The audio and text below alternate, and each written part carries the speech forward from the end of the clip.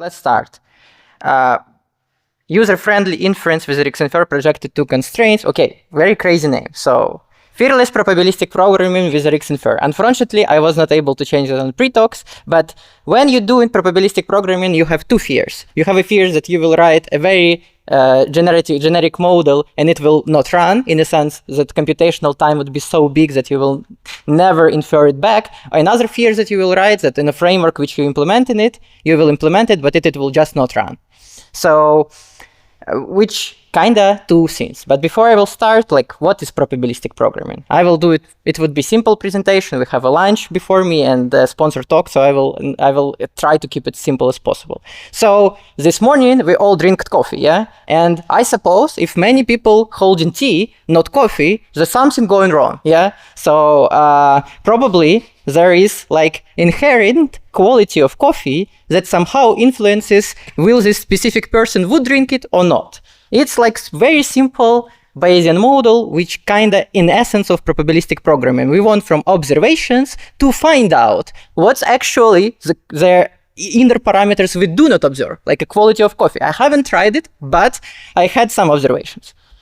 And well, if you are interested a bit more in more longer talk with more precision and more content, I would suggest to watch Dmitry lecture on probabilistic programming in Active Inference Institute. It was like 1 hour long, but it's far more comprehensive than mine.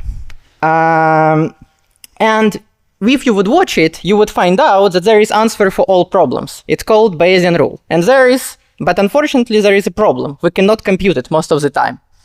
And mostly because we don't know how to compute the evidence. And the all probabilistic programming frameworks which are around, they kind of trying to specify their problem in their way to figure out how to get avoid with it. So you need to have some essential trade-offs. You either, and when RxInfer was developed, it had some its inner trade-offs in mind to have to implement it, because there is like many different Bayesian inference framework in Julia, there is Bayesian frameworks in Python, and they all trying to solve different needs in different users. And I will talk our story. So when RxInfer started, the idea was to have a Bayesian inference framework that would be robust, in a sense robust to the noise. It would be low power in the sense that you can run it on an embedded device. It would be adaptive to your sensor input rates. So if you have a robot that you have a sensor for their one sensor that runs on like 5 megahertz and another like on 2 megahertz, you want still to be able to run inference in your probabilistic model. And we wanted to have it real time.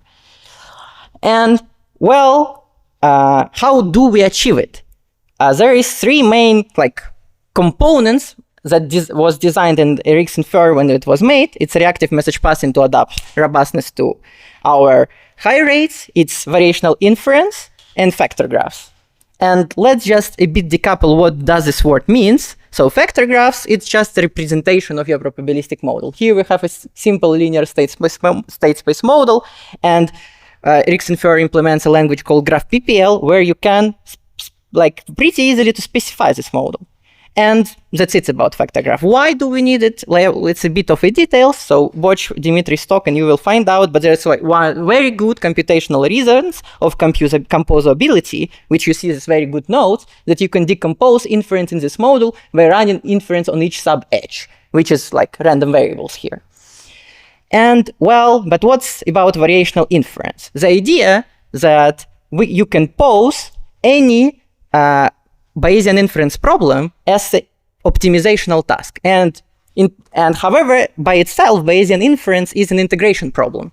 An integration problem, so far I know humanity does not solve it very good. But optimization problems, well, we have some tools. And the second thing is, which RxInfer implement, is specification of your variational constraints. And so far, variational constraints was non-parametric. Like I want in my variational posterior, 2 variables in my model have a joint that does not depend on each other. Well, it's clear computational benefit in it to store it at least, because look, if you have 2 variables and they have only 2 states to store a joint, you would need 4.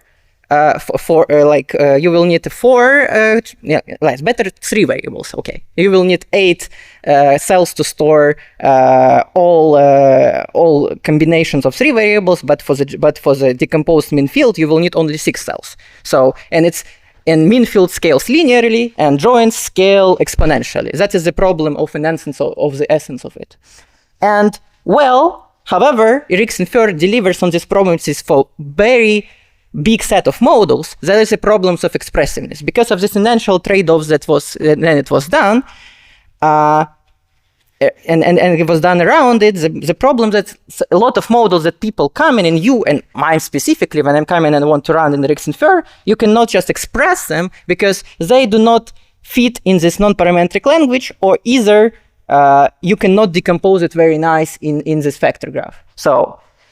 And the main essence of this talk, can we do something around it? And it was, can we introduce in this non-parametric world some parametric constraints? And here I'm keeping it very simple, okay, for my variable v, I have a variational posterior which is normal. And this simplifies our problem sufficiently, because right now this normal mean variance I can represent with 2 numbers. It's not like some crazy distribution, which you need to store with the samples, or you need to store with some different growing sufficient statistics. So it's very easy. And well, returning to our morning coffee problem. So we have very good observation that person would drink coffee if the quality of the coffee is good, but and we can observe it. When I did this presentation, I suppose, and the problem is this model, you can say, Mykola, why do we need this projective normal mean variance constraints here? And at the essence of this talk, when I showed you this Bayesian rule, the problem that sigmoid is non-conjugate with normal. So the product of it is not a closed form distribution. You would need to sample out of it or do something around it. And this was all to add this form constraints. It's not only exponential family distributions right now, but let's keep it simple. So, well, can we run inference with it? Well, yes, and it's fast. So we're kind of adapting over our promise that even non-conjugate inference would be fast. However, on what promise I did not adapt, here so many people drinking coffee, and it was not that happening this morning. Well, is it user-friendly? I would say yes. So you would say, how would I know where I will put this form constraint and where do I need to put it? Well, RxInfer can run inference for the first time for you, and it will actually will tell you on which specific variable in this model to put form constraint to actually be able to run to inference in it. And that's essentially user-friendliness part of it. And I think it's the end of my talk. It was a very simple talk. However, will you ask me, is it crazy enough? Can I put ODE solver inside and use it to my likelihood? Yes, you can. You can put right now any stuff from differential equations.gl as part of your graphical model and just run inference around it. So the main point, expressiveness right now is the first citizens of RxInfer promise. We're trying to sustain of it, and this is my conclusion. Very, very much thank for your attention. For those who are not familiar with probabilistic programming, how would you compare this with Turing, which is another one of Julia's gems? Yeah, Turing has different set of constraints. Yes, Turing want to be as expressive as possible without thinking how much we'll actually infer. And RxInfer, however, with these projective constraints is more expressive. I still think Turing far more expressive, and it's better packaged in its own way. So if you want to be as much expressive as you could, probably you need to go to Turing.jl or NumPyro, if you are not Julia purist.